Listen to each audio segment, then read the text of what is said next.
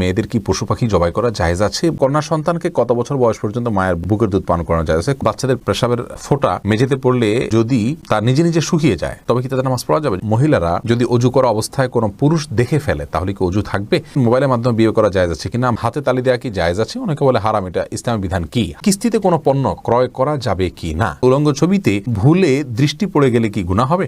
স্বামী স্ত্রীর মিল মহব্বত এবং পারিবারিক ভালোবাসা বজায় রাখার জন্য কি করণীয়? মাঝে মাঝে প্রস্রাবের পর পিচ্ছিল তরল জাতীয় কিছু গেলে কি শরীর বা কাপড় নাপাক হবে? স্ত্রী মারা গেলে স্বামী গোসল করাতে পারবে? মেয়েরা পর্দা না করলে মা বাবার কবরে কি আযাব হবে? কেমন করে বুঝবো আল্লাহ আমার গুনাহগুলি মাফ করেছেন? কাজা নামাজ কিভাবে আদায় করব? ডিপ্রেশন থেকে মুক্তির জন্য কিভাবে দোয়া করব? প্রিয় দর্শক, আজ দেরি না করি চলি আমরা প্রশ্ন উত্তর দেওয়ার পর্বে।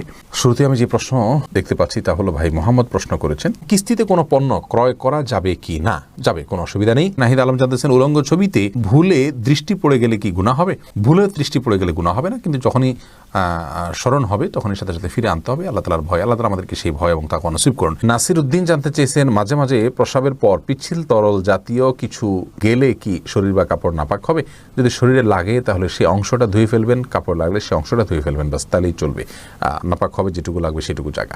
জহিরুদ্দিন মোহাম্মদ বাবর জানতে চেয়েছেন, হাতে তালি দেওয়া কি জায়েজ আছে? অনেকে বলে হারাম, এটা ইসলামের বিধান কি? হাতে তালি দেওয়া এটাকে হারাম বলার সরাসরি কোনো সুযোগ নেই, তবে অবাক করা কোনো কিছু, ভালো কিছু দেখলে মুখে সুবহানাল্লাহ বলা, আশ্চর্য হলে সুবহানাল্লাহ বলা, মাশাআল্লাহ বলা, এটা হলো সুন্নাহ, হাতে তালি নয়। কিন্তু যদি কেউ হাতে তালি দেন তাহলে সেক্ষেত্রে হারাম হয়ে যাবে, এটা মোটেও সঠিক নয়। রবিউল ইসলাম জানতে চেয়েছেন, কোনো কিছুতে পা লাগলে সালাম করা কি জায়েজ? না ভাই, কোনো কিছুতে পাও লাগলে সেখানে হাত দিয়ে সালাম করতে হবে। হাত দিয়ে যদি সালাম হয় না, পা ছুঁয়ে এটাকে সম্মান করতে কোনো কথা নেই। কিন্তু আমাদের সমাজ যেহেতু পাও লাগাটাকে অসম্মান মনে করা হয়, এটা ওরফ, আর ওরফের একটা এতেবার এবং গ্রহণযোগ্যতা ইসলামী শরীয়তে আছে, যার কারণে কারোর গায়ে পাও লাগলে সেটা লাথি দেওয়ার সাথে কিছুটা সাদৃশ্যপূর্ণ হওয়ার কারণে আমাদের সমাজ এটাকে দূষণীয় মনে করে। অ্যারাবিয়ানরা দূষণীয় মনে করে না, তারা জন্য পাও লাগলেও এটাকে কিছু মনে করে না। তো আমাদের সমাজে যদি দূষণীয় মনে করা হয়, সেহেতু যার কাছে যার গায়ে পাও লেগেছে তাকে যদি আপনি একটু টাচ করে আপনি আসলে পাও লাগাতে চাননি, হাত লাগাতে চেয়েছেন অথবা অশ্রদ্ধা করতে চান, এটা বোঝাতে চান, তাহলে সেটা ঠিক আছে, এটাতে দোষের কিছু নেই। তবে এর মানে এই নয় যে তাকে আপনি সালাম দিবেন। আব্দুল মমিন জানতে চেয়েছেন, মহিলারা যদি অজু করা অবস্থায় কোনো পুরুষ দেখে ফেলে তাহলে কি অজু থাকবে? দেখুন ভাই আব্দুল মমিন, অজু করা অবস্থায় কোনো পুরুষ দেখলে অজু ভাঙবে এমন নয়, তবে সেটা যদি ইচ্ছাকৃত দেখেন তাহলে গুনাহ হবে, আর অনিচ্ছাকৃত হলে গুনাহও হবে না। কিন্তু এই দেখার সাথে অজু ভাঙার কোনো সম্পর্ক না, অজু থাকবে ইনশাআল্লাহ। এমনি বাপ্পি জানতে চেয়েছেন, আমি টয়লেটে থাকা অবস্থায় যদি আজান শুরু হয় তখন কি আজান উত্তর দিতে পারি? না ভাই, আপনি অপেক্ষা করবেন, বের হয়ে আজান উত্তর দিয়ে দিবেন। সুজাত হোসেন জানতে চেয়েছেন, দান করলে সওয়াব হয় কিন্তু টাকা ধার দিলে কি কোনো সওয়াব হয়? অবশ্যই সওয়াব হয় ভাই সুজাত।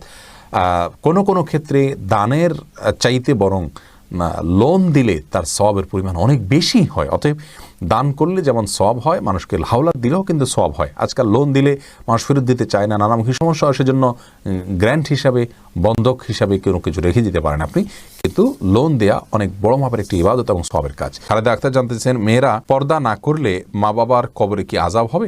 মা বাবার যদি সেখানে কোনো দায় থাকে, ত্রুটি থাকে, তাহলে সেক্ষেত্রে তাদের আযাব হতে পারে।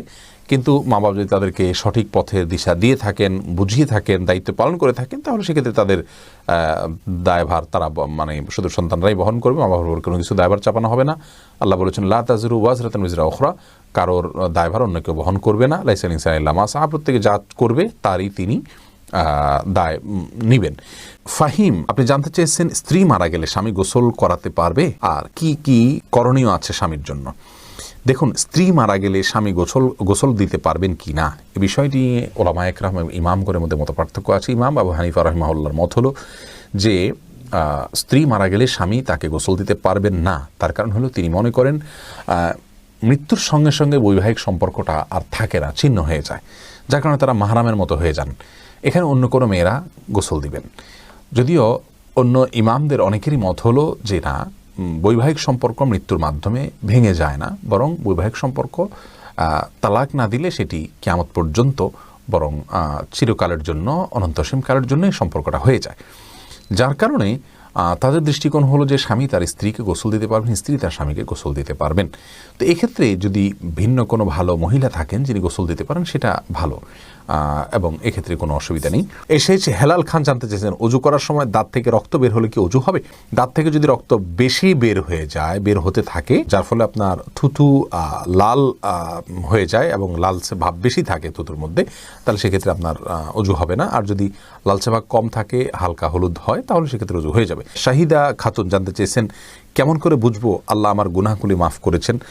এটাকে নিশ্চিতভাবে বোঝার কোনো উপায় নেই বোন শাহিদা, তবে আল্লাহ রাব্বুল আলামিন আপনার গুনাহ মাফ করেছেন তার আলামত হিসাবে আপনি গুনাহ থেকে বেঁচে থাকার সুযোগ পাচ্ছেন, তওবার তৌফিক পাচ্ছেন এবং ভালো কাজ করার তৌফিক পাচ্ছেন। এগুলোকে আপনি আলামত হিসাবে ধারণা করতে পারেন, কাউন্ট করতে পারেন, তবে নিশ্চিতভাবে বলার কোনো সুযোগ নেই। এই জন্যই তো আল্লাহ রাব্বুল আলামিনের কাছে তওবা আমরা মৃত্যু পর্যন্ত করে যাব, মাগফিরাত আমরা মৃত্যু পর্যন্ত চেয়ে যাবো ইনশাআল্লাহ বিদিনিল্লাহ। এমডি মনসুর আলী জানতে চেয়েছেন, মোবাইলের মাধ্যমে বিয়ে করা জায়েজ আছে কিনা? আমরা এর আগে বারবার উত্তর দিয়েছি, মোবাইলের মাধ্যমে বিয়ে করা জায়েজ হতে পারে, তবে ভিডিও কলের মাধ্যমে সেটা হতে হবে। আর সবচেয়ে বড় কথা হলো উকিল নির্ধারণের মাধ্যমে হতে হবে। আপনি দূরে আছেন, যেখানে মেয়ে আছে কথার কথা, অথবা পাত্রী দূরে আছে, পাত্র যেখানে আছে সেখানে আপনি সশরীরে উপস্থিত নাই, তাহলে সেখানে একজন ব্যক্তিকে আপনি উকিল বানাবেন বা প্রতিনিধি বানাবেন, সেটা আপনার বাবা বা অন্য কেউ হতে পারে, যে আমি অমুকের পক্ষ থেকে বিবাহের প্রস্তাব করছি বা কবুল করছি, এইভাবে তিনি বলবেন।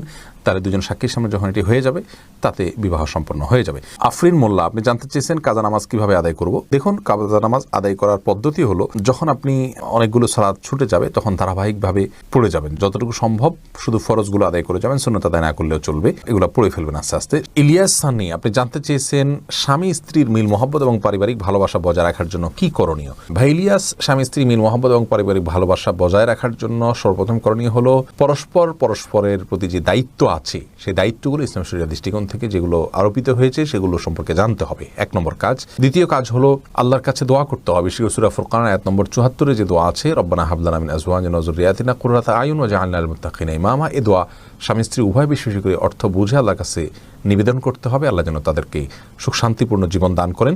তৃতীয়ত, তাদের মিল মহব্বতের জন্য দুজনকে ধৈর্যের প্রশিক্ষণ নিতে হবে এবং ধৈর্যের পরাকাষ্ঠা প্রদর্শন করতে হবে। প্রিয় নবী সাল্লাল্লাহু আলাইহি ওয়াসাল্লামের দাম্পত্য জীবনে কতটা ধৈর্যশীল ছিলেন, মেয়েদেরকে কতটা আপনার সহনশীলতার কথা বলেছেন এবং স্বামীর প্রতি কৃতজ্ঞতা আদায় করতে বলেছেন, এই বিষয়গুলোকে আমাদের মাথায় রাখতে হবে ইনশাআল্লাহ বিদিনিল্লাহ। তাহলে দাম্পত্য জীবনে সুখ শান্তি নেমে আসবে। সর্বোপরি আল্লাহর অবাধ্যতা এবং হারাম এর পথ থেকে সরে আসতে হবে। হারামের পথ যদি খোলা থাকে তাহলে সেখানে শান্তি থাকে না। আল্লাহ তাআলা আমাদেরকে দাম্পত্য জীবন সুখী করুন। সঞ্জিদা খান জানতে চেয়েছেন, ডিপ্রেশন থেকে মুক্তির জন্য কিভাবে দোয়া করবো? আল্লাহর কাছে দোয়া কবুলের জায়গাগুলোতে দোয়া করবেন, সিজদায় পড়ে গিয়ে চোখের পানি ফেলে দোয়া করবেন, ভোর রাতে উঠে তাহাজ্জুদ পড়ে দোয়া করবেন, ইনশাআল্লাহ ডিপ্রেশন কমবে এবং সবর এখতিয়ার করবেন। আল্লাহ যা করেন এর ভিতরে মঙ্গল নিহিত থাকে। আল্লাহ পছন্দ করলে মানুষকে পরীক্ষা দেন, কষ্টে ফেলেন, এই কথাগুলো কল্পনা করবেন, ইনশাআল্লাহ বিদিনা শান্তি আসবে। তবে দোয়ার জন্য আপনার দোয়া কবুলের সময়গুলো, বিশেষ করে ভোর রাত এবং সিজদা, এই দুই সময় দোয়া করবেন, ইনশাআল্লাহ ডিপ্রেশন থেকে মুক্তি লাভ করবেন। কোরআন তেলাওয়াত করবেন অর্থ সহকারে বুঝে, এটা একটা বড় মাধ্যম। এমএস আল মাহমুদ জানতে চান, কন্যা সন্তানকে কত বছর বয়স পর্যন্ত মায়ের বুকের দুধ পান করানো যায়? কন্যা এবং ছেলে সন্তান সবার জন্য একই বিধান, 2 বছর পান করাবেন। ইমাম আবু হানিফার মতে তার বেশি পান করানো জায়েজ নাই। অন্যান্য ইমামদের অনেকের মতে জায়েজ আছে, যেহেতু কোনো নিষেধাজ্ঞা নেই। যেহেতু আল্লাহ কোরআন কারিমে হাওলাইনি কামেলাইনি বলেছেন, লিমান আরাদা আন ইউতিম্মা রাদাআহ, যে ব্যক্তি দুধ পান করার সময় পূর্ণাঙ্গতায় পৌঁছাতে পারেন তিনি 2 বছর করাবেন। আল্লাহ তাআলা পরিষ্কার বলেছেন, এজন্য 2 বছর করানো জায়েজ আছে। আর সায়েন্টিফিকলি বিষয়টা প্রমাণিত যে এরপরে আর মায়ের বুকের দুধে কোনো উপকারিতা বাচ্চার জন্য থাকে না। 2 বছর পান করাবেন, নারী ছেলে হোক মেয়ে হোক উভয় ক্ষেত্রে। মামুন চৌধুরী জানতে চেয়েছেন, বাচ্চাদের পেশাবের ফোঁটা মেঝেতে পড়লে যদি তার নিজে নিজে শুকিয়ে যায় তবে কি তাদের নামাজ পড়া যাবে? যদি নিজে নিজে শুকিয়ে যাবে, কোনো আলামত না থাকে, তাহলে সেখানে নামাজ পড়া যাবে। তামান্না ইসলাম সেতু আপনি জানতে চেয়েছেন, মেয়েদের কি পশু পাখি জবাই করা জায়েজ আছে? বোন, অবশ্যই জায়েজ আছে। মুরগি, হাঁস, এই জাতীয় পশু পাখি, গরু, এগুলো জবাই করার ক্ষেত্রে অনেক উদাহরণ আমাদের সমাজে আছে। যেমন ভাই বোন দুজন মিলে একসাথে গরু জবাই করতে পারবেন না শেয়ারে। তারপরে আপনার মেয়েরা গরু বা ছাগল বা কোনো পশু জবাই করতে পারবেন না। গোসল ফরজ অবস্থায় গরু ছাগল জবাই করা যাবে না। স্বামী স্ত্রী একজন ধরবেন একজন জবাই করবেন, এভাবে করা যাবে না। এরকম নানাবিধ কথা আমাদের সমাজে প্রচলিত আছে। এগুলো সবগুলো ভ্রান্ত ধারণা। ছেলেরা যেমন জবাই করতে পারবেন, মেয়েরাও কিন্তু সেভাবে আপনার জবাই করতে পারবেন, কোনো অসুবিধা নেই। জবের যে শর্ত আছে, বিসমিল্লাহ আল্লাহু আকবার বলে জবাই করে ফেলবেন।